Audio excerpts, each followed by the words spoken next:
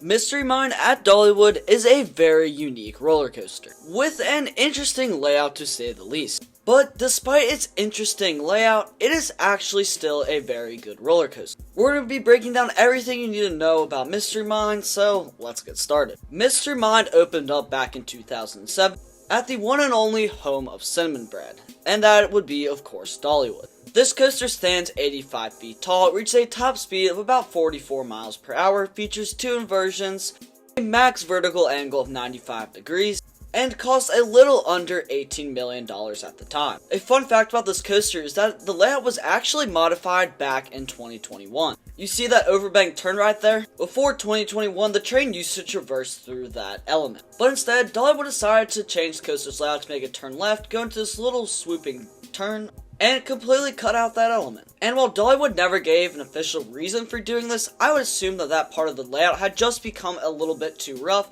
and they decided to alter it. Speaking of roughness, Mystery Mine is definitely not the smoothest roller coaster out there. Now, would I consider this coaster to be rough? In my opinion, I do not think that I would consider this truly rough. But there are some moments during the ride where you could potentially hit your head.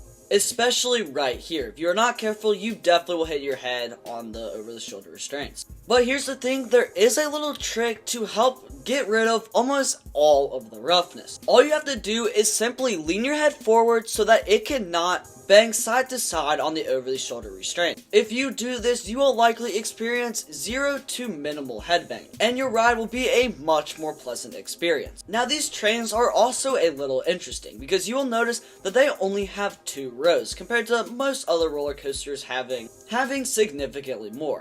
This is because this is a Gerstlauer Eurofighter model, and Gerstlauer Eurofighters are designed to have these smaller trains. Now, with such small trains, you are likely wondering if the capacity is really bad, and if you're going to have to wait an absurdly long amount of time to just get a ride on this coaster. And let me tell you, this coaster's line will probably be on average about 10 to 15 minutes longer than most other coasters in the park. Due to the nature of the ride and it only seating 8 per train, it's going to be a lower capacity attraction. Now, it can run with up to 7 trains on the track at a time, and they're often operating with at least 6, so it's not like capacity's abysmal or anything, but it is definitely not nearly as high capacity as, say, Wild Eagle. And you should expect to wait a decent amount of time.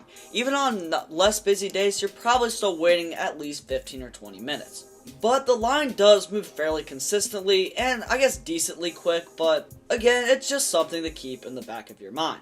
Now, you're probably wondering, why exactly do I like this coaster? I mean, it's slightly rough. The line is going to be decently long. And I literally just said that the layout was a little interesting. Well, to find out why this coaster is actually surprisingly good, let's go through the layout element by element. You dispatch from the station and immediately fall down a small, pretty steep drop. You then enter the dark ride section of the ride. Not a lot goes on in here. I mean, you obviously can't really see anything in the POV. It's pretty much pitch black besides for a few lights. You're traveling pretty slow and you do a couple like S-curves or whatever, and honestly nothing really super exciting happens in this section of the ride. But nonetheless, it's still pretty cool. I forgot to mention this, but this coaster is themed to like old-fashioned mines and like all of that stuff, so I guess this would simulate or represent being in like old minecart tracks down in the mines. I have to say, the queue and station are decently themed and kind of cool, but again, there's not really a ton happening in this dark ride section for this coaster. But now it's time for the coaster to get really interesting, because you come to a stop and begin to ascend your first vertical lift hill.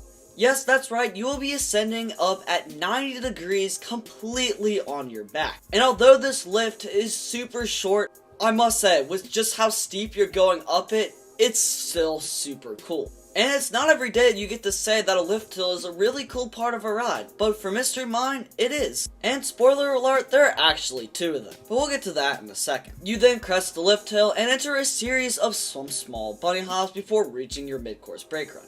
Again, make sure you're leaning your head forward so you do not get any headbanging on that hill right there. You then hit the mid-course brake run, and yes, there are multiple mid-course brake runs on Mystery Mine. It's what allows it to run multiple trains. You then turn left, enter a small drop, and to a sweeping right turn. The drop's actually surprisingly pretty good and provides a good pop of airtime, despite the coaster's over-the-shoulder restraints. You then hit another mid-course brake run, before hitting a small helix. It's a pretty standard helix. It's not super forceful. You're not getting like any airtime or anything like that. But if you're there at Christmas time like I was the last time I got to ride Mystery Mine, then go take a look at the Christmas lights. You then hit another small bunny hill, followed by a left-hand turn, immediately followed by a right-hand turn before entering your second dark section of the ride. And this is where you're going to hit the climax of the ride. And this is what really makes Mystery Mine a surprisingly good coaster. You may not be able to see it in the POV, but there is a massive vertical lift hill standing right in front of you. And as you begin to ascend up this 85-foot lift hill, there's a screen playing an animation, there's thunder, and all of that. All while you're completely on your back, going up probably one of the better lift hills you'll experience. Before getting to the top, holding there for a second, until a burst of flames comes out from right in front of you. You slowly roll forward until you hit your 95-degree drop. And let me tell you, this drop kind of comes out of nowhere. You do not see it until the last second. And it is really good. You have the vertical lift hill, and then the fire, and then the drop comes out of nowhere. And then again, despite the over-the-shoulder restraint, you are getting some pretty crazy ejector airtime. And despite only being about 85 feet tall, I still really enjoyed this drop. But we're not done yet, because following that drop, you enter back-to-back inversions. The first one being a fast-paced hardline roll with a little hang time, followed by a dive loop with some really good hang time. You are suspended upside down for what feels like forever. And these back-to-back inversions following that really good drop is what makes this ride such a fun and enjoyable experience. Yes, it starts off a little slow, but the ending just makes up for everything. And I think it's for sure one of the better coaster finales out there. After some pretty crazy hang time, you finally descend into your final brake run. Now it is a little bit abrupt, so I would brace yourself just in case. And that concludes your ride on Mystery Mine. All in all, I really like Mystery Mine. I really like all the effort Dollywood put into actually theming this ride pretty good. And I think the ending and the general uniqueness of this ride is why I really like Mystery Mine. All in all, I'm giving Mystery Mine an 8 out of 10. I think if the first half was a little more exciting and a little bit smoother, it could easily do much better. If you enjoyed the video, drop a like down below, and subscribe for more coaster content and reviews coming your way. Alright, thank you guys for watching, have a great rest of your day, and I'll see you all in the next one. Please subscribe, only a small percentage